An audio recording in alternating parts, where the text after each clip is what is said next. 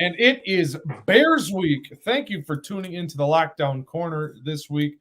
Big week just because of the rivalry. Bears suck. Packers are awesome. But before we get into all of that nonsense, please make sure you follow on Apple and Spotify or wherever you may get your podcasts. You can subscribe and follow us on YouTube. We are live streaming there and also Facebook. But enough promotion. It's Bears week. Let's get into it with the news and notes from the league.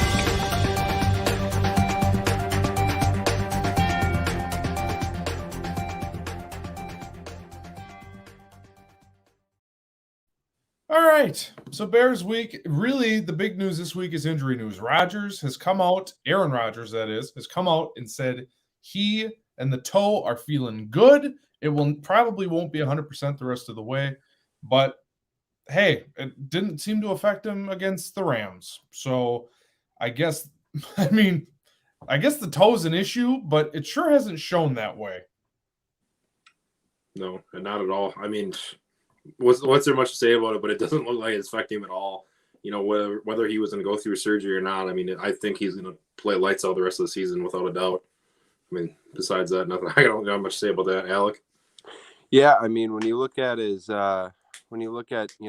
how he's been playing thus far with it, it looks like as long as he's getting those injections, pretty much gets rid of the factor of the toe. So the only thing that scares me a little bit is the lack of practice. Not for him, obviously. I mean, he's for sure got the timing down. He's got the playbook down. But for some of these younger guys, it may affect them a little bit. So hope he can get a little bit more practice in. But, yeah, I'm not very concerned about it. One of the commenters, if you're watching a live stream, we never really addressed it at the start of the show. And this just happened off air before we went live. Honeydew is Alec. Dustin and I were comparing him to the honeydew in the fruit salad, where nobody likes his opinions. Nobody likes the honeydew, but it's there because it makes it complete. You need the honeydew in that salad. And you can also do without it, though. You could also probably do without it, but we need him here. And obviously, actually, you know what? We haven't done this. Dustin and I did it on Big L's Big Five. We have not done it here on the actual Lockdown Corner feed. Alec, congratulations. You are engaged.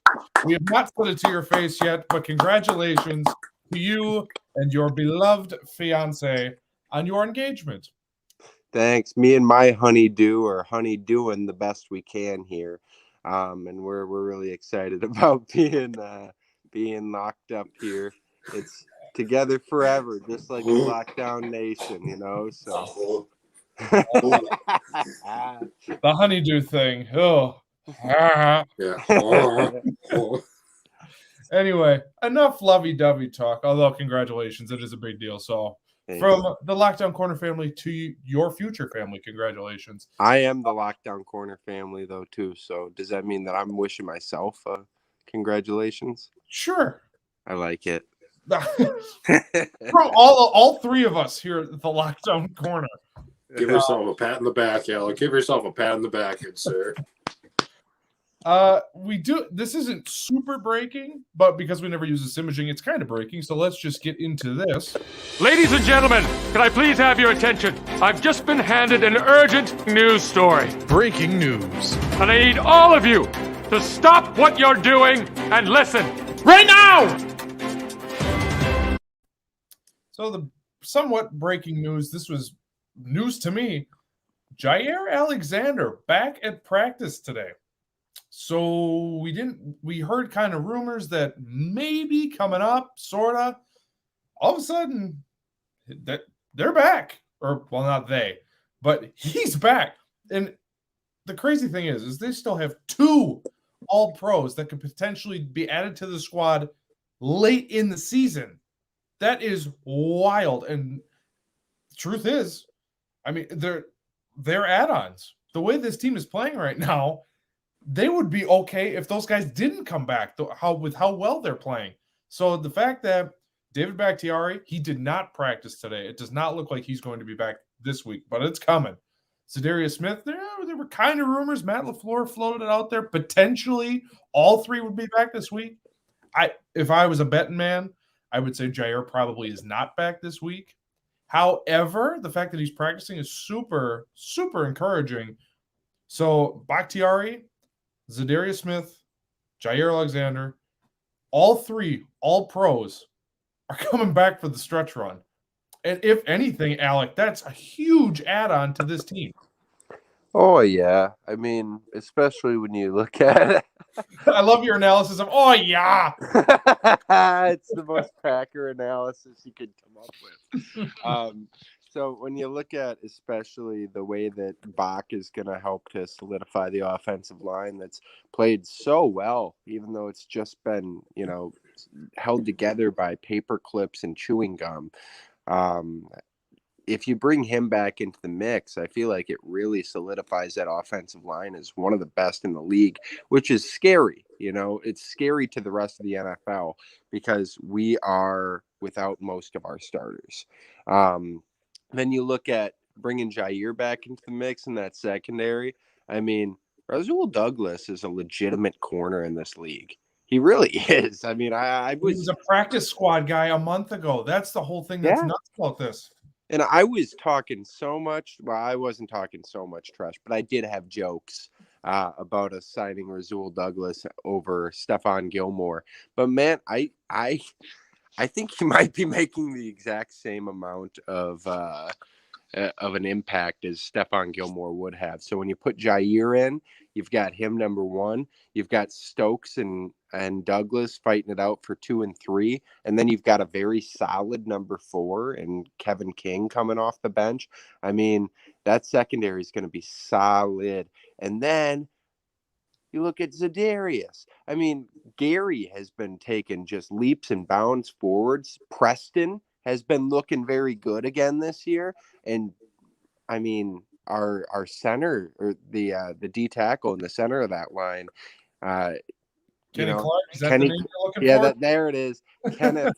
All pro Kenny Clark. Yeah, Kenneth is looking like he might be one of the best in the league at his position. So I don't know. I'm very happy because we're adding to groups that are already excelling, but could definitely use some depth. Yeah, I mean, you just look at who we're missing and how good this team still is. I mean, that's like Alex said, this is scary for every team in the NFL right now. Seeing that the Packers are doing as well as they are and they're missing 3 of their best players. I mean, that's just ridiculous. You think of any other team in the NFL right now, if they're missing 3 of their best players, they're horrible.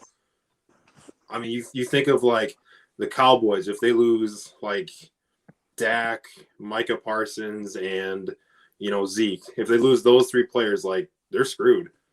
Like they got no offense. Like you look at the Patriots, like if they lose Mac Jones, Matthew Judon, who's been really underrated this year, and like another guy, they're horrible. They're horrible. Just to think that we're still that good, like you said, with a guy who was in a practice squad a month ago. And I mean, like what Roger said, I don't know if you guys saw the comment, but he literally said, I can't believe this guy was on a practice squad. He said he couldn't believe it. None of us can either. How is this guy that is making Alexander-type plays on our team on a practice squad a month ago? It just doesn't make any sense. I mean, the signings are obviously just fantastic. And I can't wait to be at full force again. It's going to be a lot of fun. Say what you want about Brian Gutekunst, and he is, I mean, Lord knows on this very show, we bashed him a little bit with all the Rodgers stuff. Not only did he bring Rodgers back with the help of LaFleur, obviously, but he's been able to sign guys since he started after the Ted Thompson era. He's gotten Zadarius out of nowhere. Billy Turner, who's been, say what you will about Billy Turner, he has ups and downs, but for what they're paying him, fine, good enough at this point anyway. Preston Smith, Rasul Douglas this year, Chris Barnes, undrafted free agent. Like, they are finding these guys that are making a huge impact right now. And the Kevin King thing, I mean, say what you want about that. I'm not saying he's a solid number 1, but as a number 4, I mean, come on. You don't get much better than Kevin King at number 4, except for a twisted soft serve cone. I would take that over Kevin King. But just bringing him back and having the wherewithal to at least think, okay, he'll be 3 or 4. depending on how Stokes turn out. Which that draft pick, we watched the draft together in an episode that will never see the light of day. Bad. Yeah, are we still gonna release that at some point as a just a little special? Because that was, I mean, it was a shit show. I'm not gonna lie, that was awful. Because Alex said that Mac Jones was gonna get picked like 7 times, but it was fun. I was really concerned about what the Denver Broncos were doing at 9, which in hindsight they probably should have taken Mac Jones. But regardless, and sidebar, may I approach? You may. That computer doesn't even work anymore that I was recording that on, so it went down with the ship, and I am okay with that. But no, I mean, we all at the time of the Stokes pick were like, "Oh Jesus, why didn't they get a receiver? This is just going to piss off Rodgers more." Blah blah blah. Stokes has been a baller for a first-year corner, which I would argue is one of the toughest positions to play. Eric Stokes has been awesome. Like, you cannot ask any more from a corner, but a rookie corner to be doing this consistently. And with Alexander out, but even with Alexander in, you could have made an argument, not a strong one, but you can make an argument he was their best corner earlier this season too. So the fact that Gutekunst has been able to get all these guys together and make something of kind of this offseason was garbage. It was a hot garbage. It was a dumpster fire. It was awful. We all know that. But I mean, he should win Executive of the Year, no question. To be able to kind of hold everything together, put them in contention. We'll see if they get there to the number 1 seed in the conference. Like, tip of the hat to you, sir, because there's not a lot of GMs that could have done that. Also, I mean, is there really an argument against Matt LaFleur for Coach of the Year this year? I mean, for him to be able to hold this team in the mindset that they've been able to achieve this season with all of the outside noise, not even just in the offseason, but during the season. I mean, for a guy that young to be able to be leading a team in the way that he is with the circumstances surrounding it, I don't know if anybody is even close in that conversation. What do you guys think about that, LaFleur for the year? Belichick. 2 weeks ago, I would have said, hell yeah, lock it in. Like, that's wrapped up. LaFleur's got it. But what New England is doing with a rookie quarterback is pretty freaking incredible. So I would say, as of right now, if, I was placing hard-earned money on it, I would probably vote Belichick. And actually, I'll look up the stats, Dustin, while you give I'll look up the odds, because I'm interested to see how that race actually is right now. It's got to be LaFleur and Belichick at this point. Maybe Kingsbury, but yeah, I would assume that it's between Belichick or LaFleur. And like you said, I mean, just what the Patriots have done with a rookie quarterback, and I mean, honestly, like a no-name squad on defense, like the amount they were able to do in an offseason was pretty spectacular. But I mean, in my opinion, I think LaFleur is probably going to get it. I think just because, like Alex said, of all the stuff that happened over the offseason and you into this season, losing all pro players and having to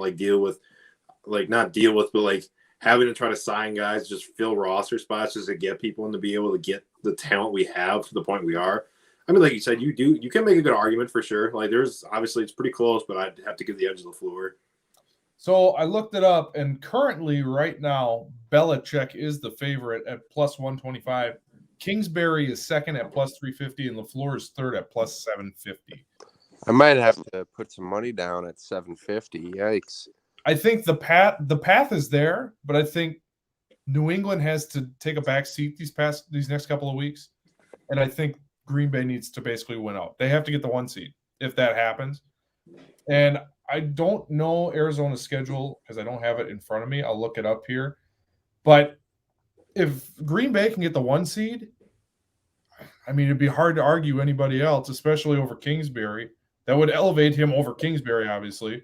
So the Arizona schedule here going forward, they have the Rams at home on Monday. I'm not a believer in the Rams, and we can talk about that later. But they have not impressed me at all. But we'll get to that in a little while. At Detroit, that's a win. Indianapolis at home, probably a win. At Dallas, that'll probably be a tough game. And actually, that'll be a fun game to watch. And then at home against Seattle, probably another one. So it's going to be tough if they can at least tie Seattle. maybe get a gift. Maybe LA pulls one out of their asses on Monday night. But it's going to be tough to get that 1 seed. But the path is there. I think you can see it. But they got to get that 1 seed if he wants a shot. Otherwise, I think it's Belichick's. Yeah, I mean, it's I don't know. It's definitely interesting. Honestly, I don't know how Kingsbury's over LaFleur right now. I really don't get it. I don't see the hype behind him as a coach in general. He's good looking. I mean, yeah, I mean, like you just look at the squad he's looking with compared to what LaFleur worked with all season. Like, it's just hard to even compare the two because, I mean, Kingsbury's working with D-Hop coming from the Texans, obviously a stud, and like, you know, how are you going to compare that to the Packers losing, you know, Adams for a game and having to work with freaking Lazard? Not even Lazard. Sorry, Lazard missed that game, but like against the Cardinals, I mean, like I just don't get it. We beat the Cardinals with a bum squad, I mean, with nobody on offense. Like, how do you compare the two? Like, just doesn't make any sense.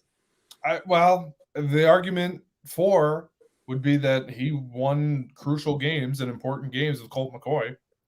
I mean, it was San Francisco was the big one. Otherwise, they played kind of trash since then. But, I mean, and Colt McCoy is no scrub. If he was the backup for the Packers, I would feel fine if Rodgers took extra week for the toe. Really. He's like the king of the backups. He's the best one you could probably have, unless I'm forgetting somebody. Fitzmagic. Well, Fitzmagic is out for the year. So I guess this year specifically, if Colt McCoy is my backup, I feel pretty good about it. I don't know. Gardner Minshew looked pretty good. He'd be a solid backup, man. That's my boy. Yeah, Minshew mania. He's back. Sidebar, may I approach? Yes, you may. So, why didn't the Steelers trade for him? I don't really understand. Truthfully, if it took a 6th-round pick, they knew. They had to have known. Roethlisberger is this is it. This is the last chapter. Oh. Why not? Who are you going to find in the 6th round that's going to give you the value or return potentially of Gardner Minshew? If Minshew was the quarterback for the Steelers right now, they're pushing 10 wins. They have to be. He's so much better. And with all the weapons, he's so much better than Roethlisberger. It's crazy. 10 wins, really? That's an exaggeration. But you understand my point. Yeah, no, I do get your point. Minshew would be leading that team much better than Big Ben would. But yeah, no, I think that you were on the right path, though. I feel like, yeah, they definitely should have went for him. And who knows, maybe he'll still be up for grabs at the end of this year with the Jags looking like they're going to continue with Trevor Lawrence. The Trevor Lawrence thing is all coaching. I mean, and also commenter, thank you, as Justin Fields defender. It is Bears week, so that's why I had to double down and wear my Packers sweatshirt on the live stream because I didn't really want to hear, oh, you think the Bears are going to win? We'll get there in a second because I do want to go over this game. Yeah, no. Colt McCoy all day. Colt McCoy all day. I just okay. We're not going to get into this right this minute. Come on, just put him up. Put him up, Al. Put him up. I will not. So let's talk about this game. I don't have imaging. We don't really ever do a look forward. It's normally in the game rewind, so there's no real imaging. But let's just get into this. Bears coming to town. I'm going over the injury reports right now. First of all, Justin Fields is back. Justin Fields will be starting on Sunday Night Football.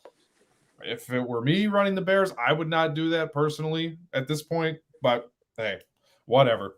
So we have a rookie coming to Lambeau. They are without Khalil Mack. David Montgomery was listed with injuries to his shoulder, groin, and glute. Their kicker didn't practice today because of an illness. Andy Dalton, obviously, he didn't practice today, but it doesn't really matter because he's now the backup. So the Bears are pretty darn banged up. And if you watch Big Al's Big Five this past week, Sean Filipiak was my guest, who is a giant Bears fan. And he knew, I was like, oh, well, 8's a big number. Maybe the Bears can keep it close against Arizona. He goes, not the way they're so banged up. There's no shot. And by the way, he destroyed me. He will be back this week. He absolutely obliterated me. By the way, thanks, Raiders. Freaking blew that one for me. But anyway, besides the point, this Bear squad is really banged up. And speaking of, Sean is watching the show. He commented pack by 10 and a hook. Actually, sports gambling, another side note, sorry.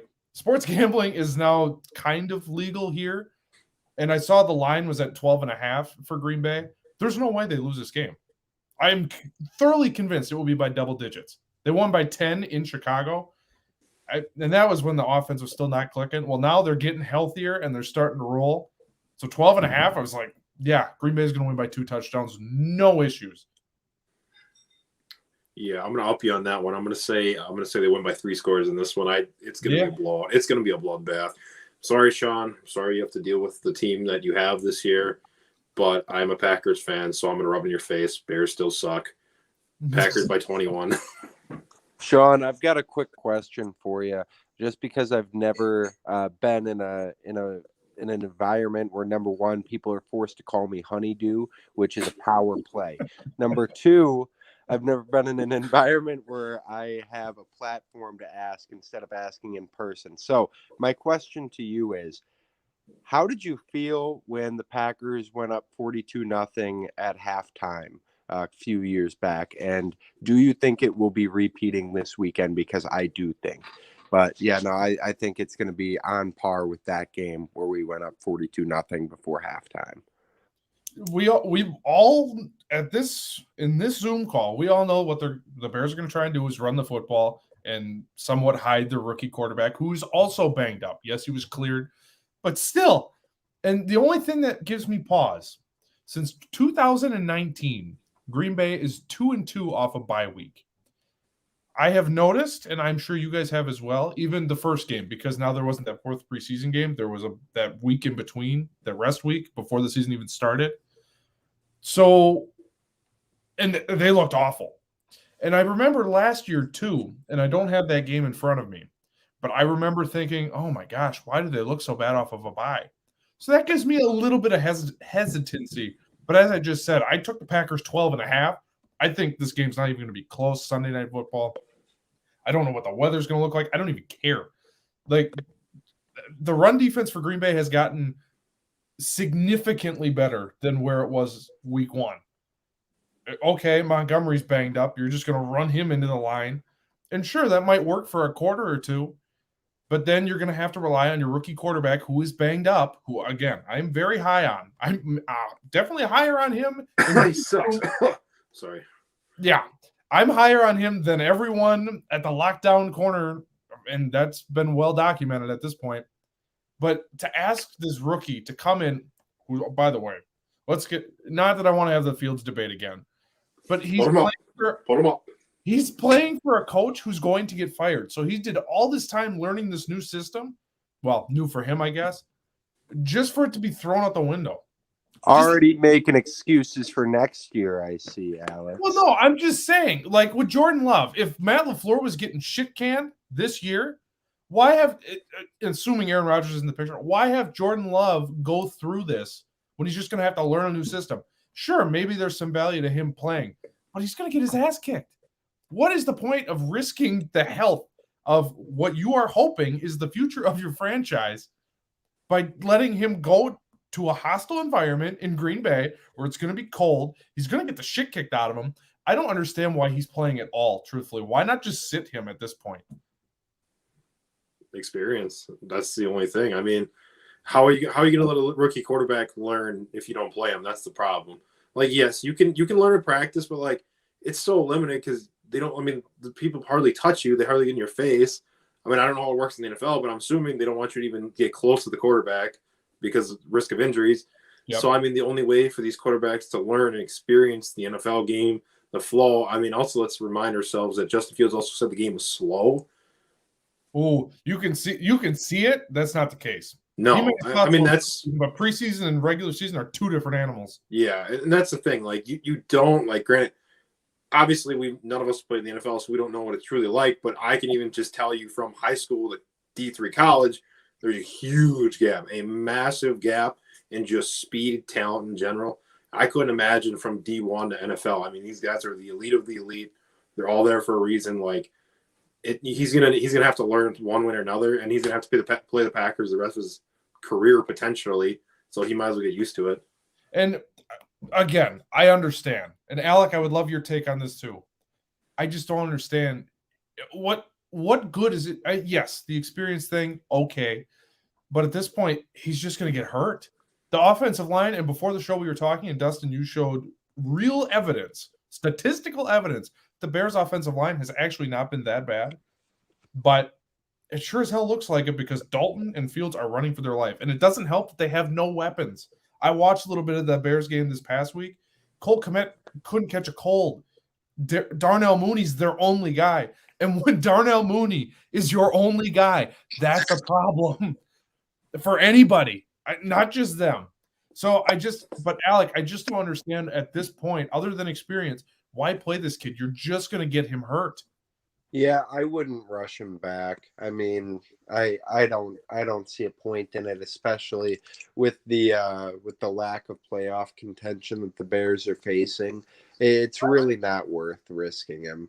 I mean, I think that it would be a better Andy Dalton with him being out. Maybe they just bring up a practice squad guy, put him out there. I mean, this game isn't going to be competitive anyway. David Montgomery being banged up. I mean, it's a recipe for disaster. I almost feel bad for the kid. They're playing for nothing. You have a better chance to win with Justin Fields, but what are you playing for? You know what I mean? Like, play Andy Dalton, get a higher pick. Actually, you know what? They don't even own their pick this year, which that's really sucks for them. But you know what I'm saying? Like, you are playing for nothing. Why risk this kid's health? Also, they're probably going to have a new coach. What pitch are they going to be like if he gets hurt on Sunday? You know, heaven forbid, you know, he separates his shoulder or something crazy. Okay, well, now you have to sell your the new coach, whoever that may be. Oh, hey, come to Chicago. We have a young quarterback, but we got him killed last year. Like, what's the sales pitch going to be if your young quarterback is hurt? It doesn't make sense to me. And we're talking a lot of Bears here because there's not really a whole lot to talk about on the Packers side. They're getting healthier. They're rolling. And as we said, I don't think this game's going to be close. But I do want to go over something very quickly before we move on to this week's takeoff. The Packers can win the NFC North this weekend, which early December to win a division is insane. Like that just tells you how good this team has been, even as banged up as they are. Green Bay will win the NFC North this weekend on Sunday night if they beat the Bears, which seems likely, and the Vikings lose. Now, I don't know who Minnesota is playing quite yet. I am looking that up currently, but it seems likely. This Minnesota team, I cannot figure out at all. One day they look great, and then this past week they lost to Detroit. 2 weeks after beating Green Bay. And beating Green Bay when they should have won by a lot. I mean, it's just I don't get it. So this week, Minnesota they have Pittsburgh. They have the Thursday night game. So if Pittsburgh can take care of business with a banged up Roethlisberger and not even banged up, with the corpse of Ben Roethlisberger. Weekend at Bernie's, Ben Roethlisberger. Exactly. Like if Pittsburgh can take care of business, although they are going to Minnesota, it's a home game for Minnesota. So a little tougher. And who knows? Adam Thielen, I know, is already out for tomorrow. So who knows? But if Pittsburgh wins and Green Bay wins, Green Bay is not only in the playoffs, but they are kings of the North yet again. But, I mean, any other thoughts going into this game? Obviously, none of us sound nervous. And we talked more Bears than Packers because we're not worried about that side. Yeah, Bears are going to get the brakes beat off them. Excuse me, I can't talk today. Yeah, that's all I'm going to say. Good enough for me. Good talk, Alec. Yep, Alec, thank you for always being a professional. Thank you, honeydew. Let's move on to the... It's time to tempt fate. Hold up! Here's this week's Bag of Chaos. All right, so just an update. We are all at 500. We've been doing this for 6 weeks now. We are all 3-3. Alec and I lost last week. Dustin won last week. So we are all at 3-3 currently. And let us bring up the NFL schedule for this week. Who did I have last week? I don't even remember, honestly. All right, let's recap this quickly. So, let's see. Dustin, you had New England. who squeaked out that weird game on Monday night. That was. Can we just for one quick second, because I know we got to keep sidebar. You may rolling here. approach. One quick sidebar may approach. You may. Okay. Can we just talk about how weird that game was? Like, I get it, like the conditions and everything, but that was such a weird football game to watch. Mac Jones threw what, 3 passes the whole game? It was a game from a time machine. Yeah, that's Like literally what it was. Back to 1914 when everything was just an option play to Chubby Checka and whoever else. I mean, Whitey Willoughby, Sid Luckmans and Andrew Lucks, like those type of people. Andrew Luck.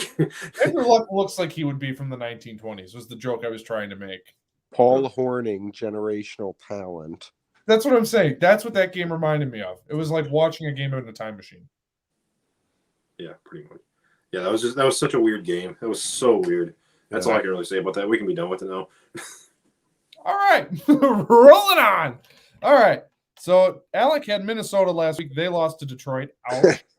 That's hilarious. Dustin had New England, as we talked about, and I had the New Orleans Saints, who lost on Thursday Night Football at home. Whatever. I didn't feel great about that. It turned out to be right. Also, fun fact, the first legal sports bet was made last week. It was the Saints to beat the Cowboys. So the first ever legal bet in Wisconsin was a loss. Fun fact. All right, let's move on. Alec, you're first as always as we shake them up and we go to the bag. I know you like the rummage. Rummaging. All right, I have a helmet. Lines brought to you by CBS Sports, by the way. The Saints this week are playing. CBS Sports, thank you for doing this, but to go scroll through your site for the lines is really absurd. Like, they're not a great way. The Saints on a bye week. Someone help me out here. I don't think so. I'm going to put them back either way. I don't want to touch the Saints. Oh, Saints are at the Jets. They are 6-point favorites. Ooh. I don't want them. I have no Taysom confidence. Hill against the Jets? I have no confidence in the Saints at all. Put it back. This is my first pushback of the year. And while I agree with you, I just against the Jets. Yeah, but all day. I don't know. I could see it being an upset, man. I really could. All right, I have this is what you're stuck with. The Chargers. Sick. The Chargers are something. They are at home against the Giants. They are 10-point favorites. So this, I would say, as good as it is, probably an upgrade for you this week. Yeah. Thanks, guys. Yeah. No one's happy for you. No one wants to make this YouTube video, but we're all tied. So we move on to Dustin. It is your turn for the bag this week. I know you also like a good rummage, so let's give you a good rummage. All right, I've got a helmet in my hand. It is the Rams. The Rams are at Arizona on Monday night. We are 3-point underdogs, and you didn't even think about it. You're throwing her back. I just, like you said, I have no faith in that team whatsoever. I'm out on the Rams. I really am. I don't think they're very good. They keep adding all these players. And it hasn't helped. Von Miller was non-existent in that Packers game. Lucas Patrick made Aaron Donald look like a little kid. I mean, it was bad. Yeah, he was throwing after Donald choked him. Yeah, he was throwing. How was that? How is that not a flag? The ref is like just trying to like break it he up. Was staring right at it. He's like oh, don't do that. It's like, dude, hold the flag. At the very least, that's illegal hands to the face. Exactly. At the very least. But I didn't understand that at all. And by the way, no national attention. Nobody was talking about it at all. Just like, oh, whatever. That's twice when the Packers have played the Rams against Aaron Donald has lost his mind and just starts choking people and throwing punches. No one talks about it. Well, because he's Aaron Donald. When Ndamukong Suh did that shit, we roasted him. We're still roasting him a decade later. Anyway, let's move on. Dustin, your second team is in my hand. It is the Titans. Yikes. The Titans of Tennessee are playing. Sorry, scrolling. Oh, you're good. They are 10-point favorites at home against Jacksonville. Yes. Okay. Yeah. That's as close to an automatic win as you can get outside of a bye week team. I was so nervous. I'm like, they're going to be playing freaking Tampa Bay or something, and they're just going to get annihilated. Hey guys, who's better, Detroit or the Jaguars? I think Detroit's better. Yeah, Detroit? I'd give it Detroit. Yeah. Detroit, I saw this stat, not that we were talking Lions today, but and actually last week, so that's probably changed. They were 9-4 against the spread this year. That's wild. For not winning one game, they were 9-4. So if you bet the Lions every game this year, you made money. That's wild to me. All right. Think about the 1-point games they lost this year. They lost a lot of 1-point games. They're in every game. They're not that. I mean, they're bad, but they're not that bad. I would take them over the Jets. I would take them over the Texans. And they're going to get the first pick, which is wild. Yep. All right, rolling on here. My turn to the bucket. My first helmet. The Vikings. They are at home, 3-point favorites against Pittsburgh. I don't like it, even against the corpse that is Ben Roethlisberger. I will take my chances and throw it back. So the next team I am rolling out with, I have a helmet in my hand. The Niners. Ooh, I don't love that. But who are they playing? They are playing. Oh, they are at Cincinnati. They are 1-point underdogs. I don't like that at all. But I'm stuck with them. I have no choice. So congratulations to you two. Hey, you probably got wins, and I did not. Alex, I don't know why. I've got a feeling that the Niners are going to win this week. So if I'm correct, then congratulations to you, my friend. Are you sure that's not the COVID talking? Hey. Too soon? Just because I can't smell doesn't mean that you can make fun of it. Well, that means you can't do the old-fashioned sniff test. And I'll tell you what, the Niners don't really pass my sniff test. So, for what that's worth. But that will do it for the Bag of Chaos. Good luck to you, gentlemen. And obviously, it's now time for the cornerstone of this whole show. It is time for this week's. Let's get ready to rumble! Are you ready for a showdown? He had the craziest look in his eyes, and at one point he said, "Let's get it on." More than anything else, because this guy is a has-been. First on that is blasphemous. Because it's time for the takeoff. Are you joking me? We're going to be spicy, no?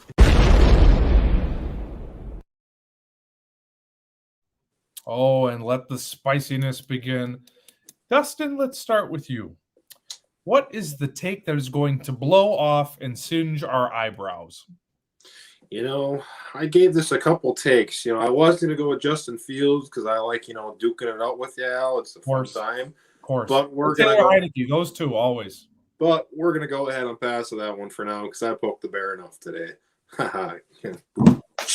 Hey-oh, we're here once a week, folks. Thank you. Only the lockdown quarter, everybody. All right, moving on.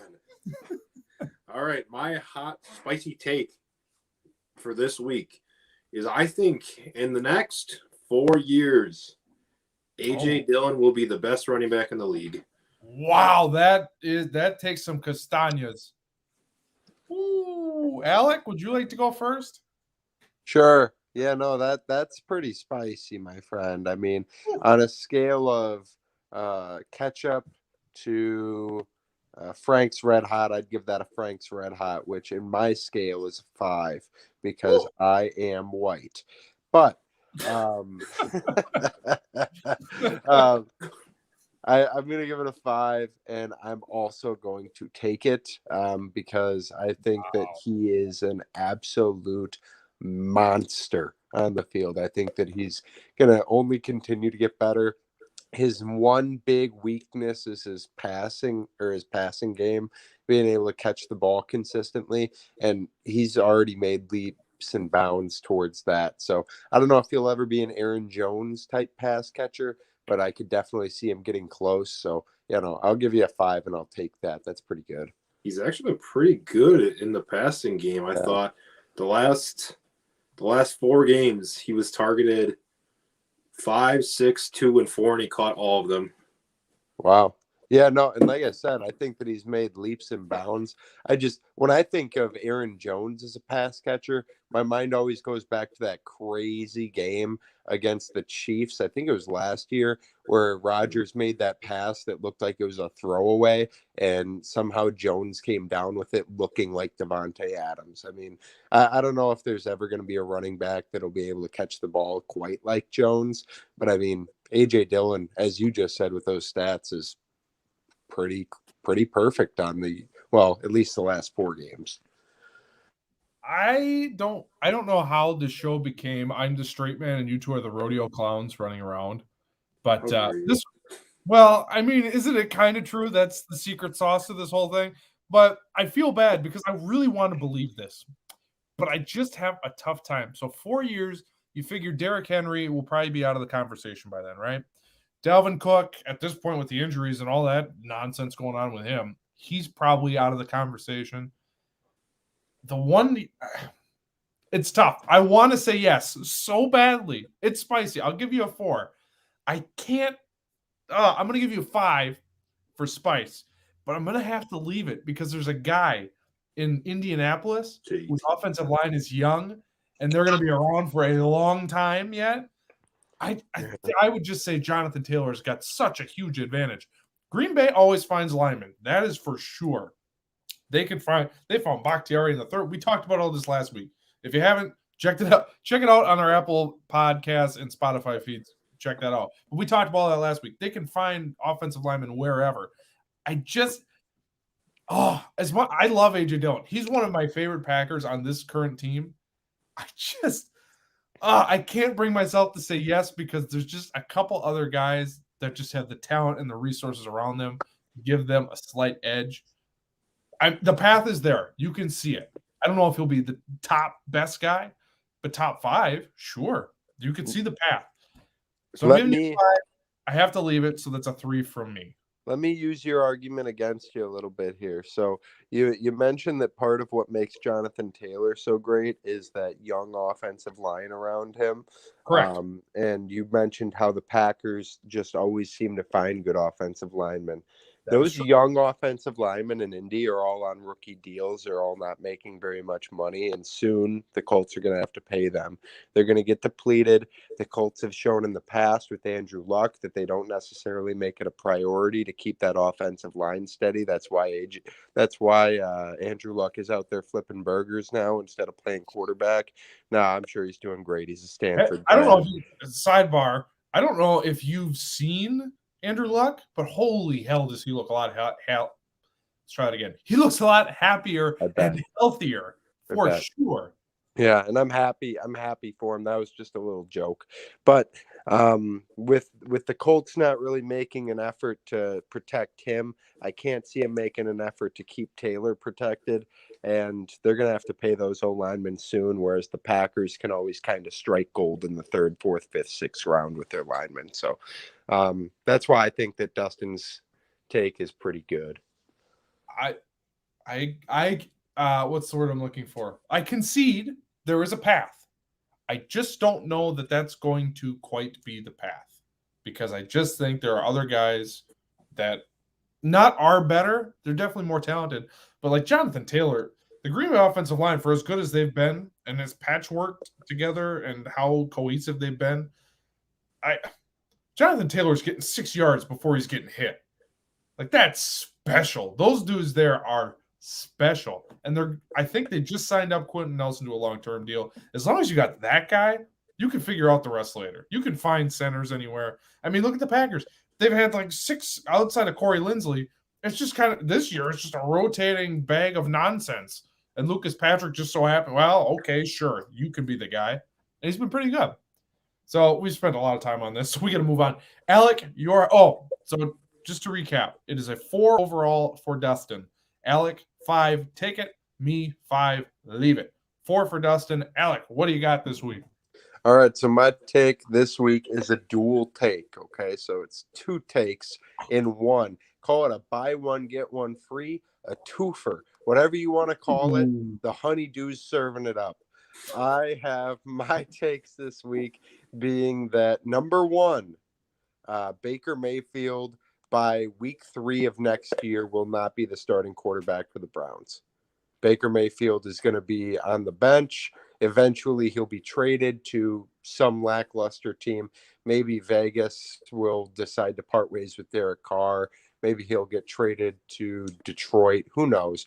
But either way, by week 3 of next year, Baker Mayfield will no longer be the starter for the Browns. He'll either be riding the bench or on another team. And number 2 is that Jamal Williams, by 2023, will be back on the Packers. I think that Aaron Jones will be gone. A.J. Dillon will be the starter. Jamal Williams will be the number 2. So I'll start with the Jamal Williams one. I'm going to grade your Baker one because the Jamal one, it's not quite as spicy for me. Not terribly spicy, but no. And you know what? Who knows? Backup running backs come and go like crazy. So it's not inconceivable. But I do believe that Williams and Dillon have a similar skill set, which would make bringing him back kind of redundant. They probably need more of a scat back type complement to A.J. Dillon. So I would say that one probably is less likely. The Baker Mayfield thing, I don't want to be a Baker defender either, although I do really like Baker Mayfield. Much like Justin Fields, I guess I'm going to defend him.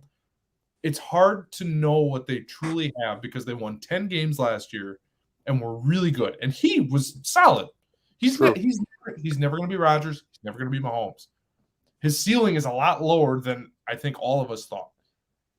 But with him being so hurt, just physically unable to do the stuff that we've seen him do, it's really hard to evaluate. So I think here's my thing. Can I rebuttal just a little bit here? Sure. All right. So my thing with Jamal Williams is I agree that his running style is very similar to A.J. Dillon's, but where he differs is that A.J. Dillon, if you ever watched him try and pass block, his pass blocking is not good. Well, if there's one other thing that A.J. Dillon needs to work on, it's his pass blocking, and Jamal Williams is like a savant with that. He's an outstanding pass blocker. So that's why I think that he'd be great to come back, not only for him to be able to come in on those passing downs, but for him to be able to help A.J. Dillon to learn that. But with my Baker take, number 2, I'm not saying that Baker Mayfield's bad. I'm just saying that he is not going to be a starter for the Browns. Look at Matthew Stafford. He was all right for the Lions for many, many years. Then he made a change of scenery to LA, and for the first half of the year, looked great. And now he's starting to taper off. I would say that him and Matthew Stafford have about the same skill level. They have about the same skill set, except Baker's maybe a little bit more athletic than him. And I think that they're going to be going down similar paths where he's going to need to finish his career somewhere else, even though Matthew Stafford stayed longer with the Lions than he will with the Browns. I want to, Dustin, I want to let you go here. I'm just going to get my last point across in rebuttal here. I would say Stafford is better than Mayfield. I think Stafford just happened to be in Detroit. But I also think that's part of the Baker argument that I'm making too. How long was it? I mean, it was 20 years before they had someone like Baker Mayfield. It was trash. And now you know what I mean? Like if you're crawling through the Sahara Desert and it's dry, but you get a little drip of water, it's like, oh, I got to find more of that specifically. So what I'm trying to say by that is it took Cleveland so long to get a quarterback of even his caliber is the reason why I think they're going to stick with him longer than, say, if he was in New York or Chicago or anywhere like that. I just think they're going to stick with him because it took them so long to get someone even with his skill set. Dustin, what say you, good sir? Sure. So I'll do the Williams one first as well. And I'm kind of with you in this one, Alex. I think I love Jamal Williams. I love him. I like his personality. I like the way he plays. There's not much not to like about the guy. And like, obviously I'm sure if the Packers could make it work out, they would do it. But I just personally don't see it because like you said, the skill sets are similar and really there's no kind of reason to bring it back in. Even if he could teach, like that's the whole part of like having coaches to help teach this kind of stuff. So there's no point in bringing a mentor back and paying him to do it when you're already paying coaches to do that. So I think that when we do, because I do think we're going to let Jones go, which is kind of inevitable at this point. I think we're going to keep Dillon and Kalen Hill, however you want to pronounce his name, because I think Hill's good. I think he is really good, and I think he is our next scat back. I think that's what's going to happen with him. So, and then with the Baker one, that's an interesting one because you think a lot of the first round like quarterbacks they've had in the past and how much time they've really gave them to like make something work, and it hasn't been long, and so that's why I want to say that I'm gonna take this, but at the same time, like Baker is one of the better quarterbacks they've had in a long time. But at the same time, you look at all the other first round quarterbacks they've taken, it's been a season or two and they're done. So that's where I'm kind of mixed because like I could see it, but I couldn't see it because like Baker just can't stay healthy. And how many chances are they going to give him to be like, you got to stay healthy, otherwise we're going to let you go. The only thing that makes me think he's going to get the extra year, if not years, I do think they were just trash before. Baker led them to the playoffs. Say what you want, but financially that's huge for Cleveland. The fact that they actually made it to the playoffs is just in general pretty huge for Cleveland and just for their fan base. I have a hard time seeing them saying no because I don't know what their options are. It's not like there's an elite quarterback in this class. For sure. This upcoming class for quarterbacks, not good. And we could talk about that in April when that comes around. They're probably better off running with Case Keenum right now with Baker being so hurt. I don't think they would be any worse. I think he's going to get the benefit of the doubt because of where they were and then last year making the playoffs. And if Baker's healthy, they probably make the playoffs this year too. And they probably still will with Baker at like 40% of what he actually is. So my score, I'm going to give you a 4 for Spice. I'm going to leave it though because I do think he'll be there all of next year. And then after that, we'll go from there. So it's a 2 for me. Dustin, what say you? Oh god, this is the first one that's truly stumped me because like I don't know how to feel about it. Like I really don't. If nothing else, I'm proud of that. Stumping the great mind of Dustin Burgundy. Everybody knows he's the thinker. Yep, I am. Especially when it comes to football. I love thinking about football. But anyways, wow, this is a tough one. This is. I'm gonna leave it because I do think they like Baker and his attitude. I think they're going to give him another season for sure, especially like you said, Al, bringing him to the playoffs. Yep. I think they're going to give him more time, seeing he's more successful. So, yeah, I'm going to leave it, but I'll give you a 5 because it was pretty spicy. Darn. All right, that gives Alec a 2.5. Mine is not going to be spicy, and we don't have to spend a lot of time on this because I think Dustin will end up being our winner here today. But let me throw my 2 cents in the mix. I am claiming right now that the Philadelphia Eagles will make the playoffs. Here's why. Their last 4 games, they're 6-7 right now. The bottom half of the NFC is dog shit. It's not good. So their last 4 games, they have 2 against Washington, 1 against Dallas, and 1 against the Giants.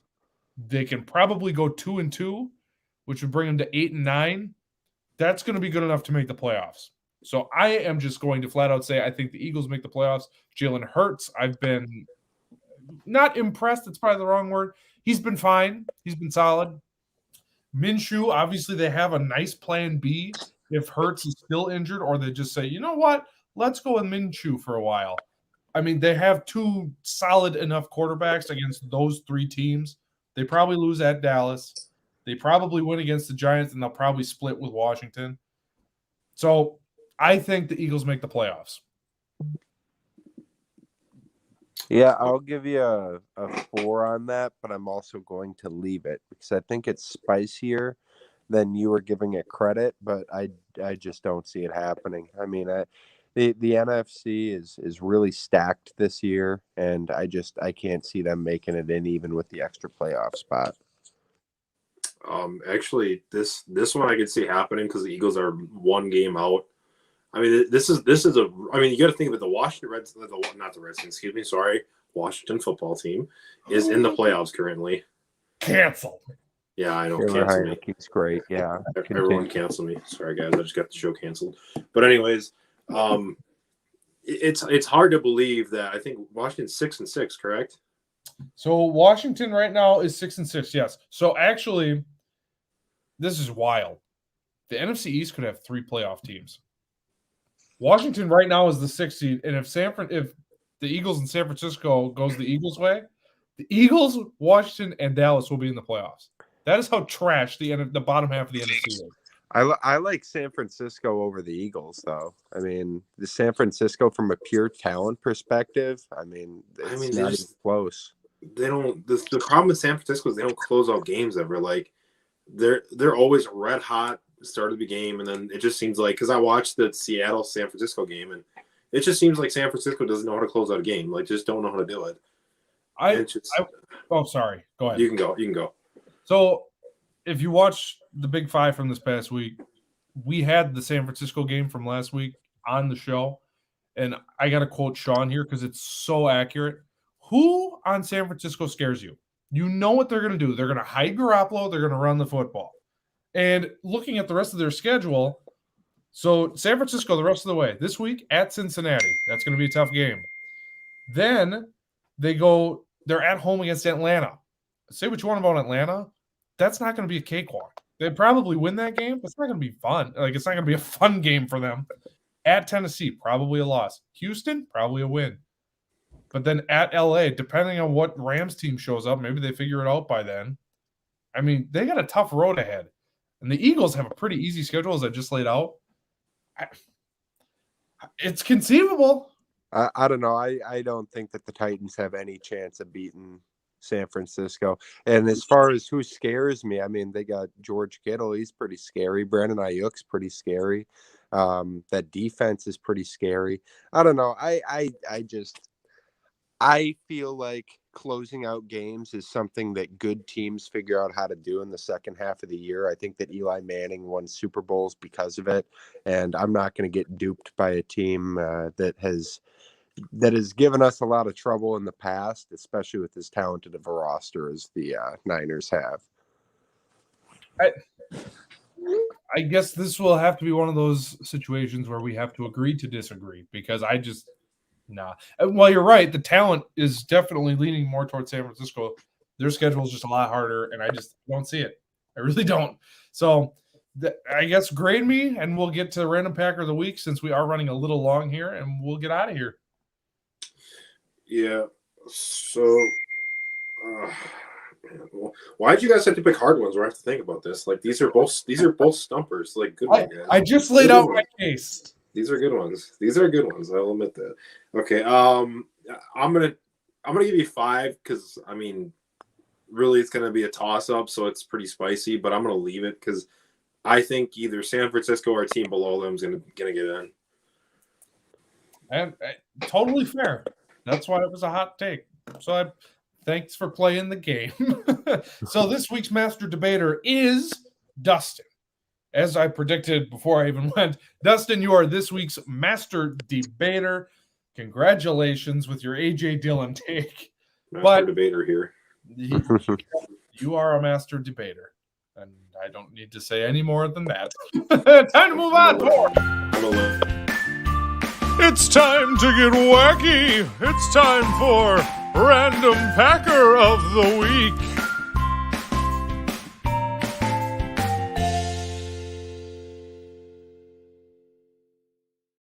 All right, we'll let the champ go. Dustin, who's your Random Packer this week?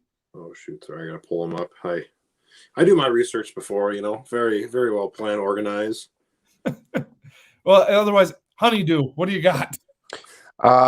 Y'all remember Dorsey Levens? Heck yeah. Yeah, that's my Random Packer of the Week this week. I'm barely old enough to remember him, but the reason that I remember him is because I was a huge Ryan Grant fan when I was young. And my grandpa told me that he would never buy me a Ryan Grant jersey because he was half the running back that Dorsey Levens was. So there's mine. That's awesome. Well, while Dustin's pulling his up, I will give mine. I don't know if y'all remember this guy. This was like when I was first watching the Packers, like when I first started to understand what I was watching. Vonnie Holiday, defensive end from the University of North Carolina. I don't know if you guys even remember that name. I know I'm the old guy and you guys are a little younger than I am. But, yeah, I mean, he was like one of the first guys I played with in Madden. And that's really the only reason I'm bringing his name up.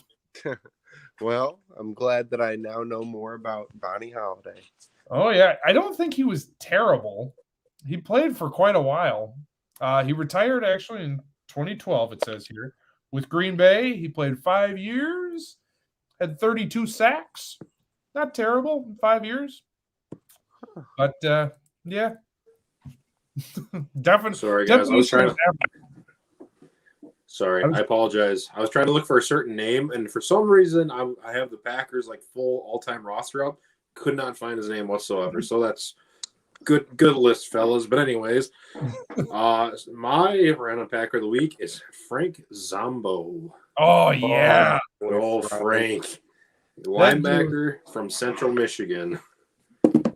That dude was so clutch for them during that Super Bowl run. It was wild. That is a blast from the past. He actually had a good second half of his career with Kansas City, if I remember. Let's see. Honestly, don't remember him leaving. Really. I mean, who remembers a lot of Frank Zombo?